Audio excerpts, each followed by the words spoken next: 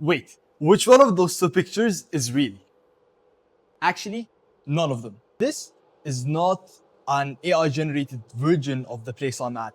It is a real 3D scan of it. So let me explain.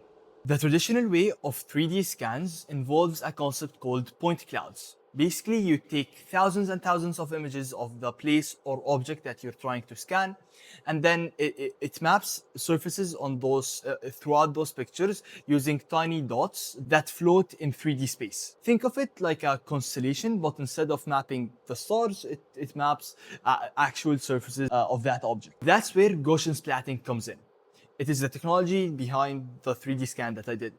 It takes every single dot in that point cloud and changes it into a soft, fluffy blob, like a soap bubble. A dot in a point cloud has no thickness, so if you move around or change the perspective, the scan breaks apart unless you have a ton of those points. So those blobs fill that empty space and squeeze in with millions of other blobs, making the 3D scan that I did possible. This technique requires much less equipment than traditionally required.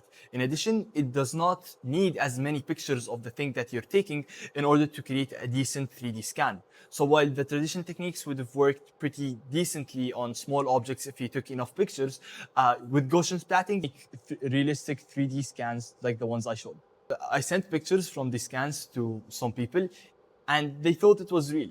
Even the instructor running this lab. Crazy, right?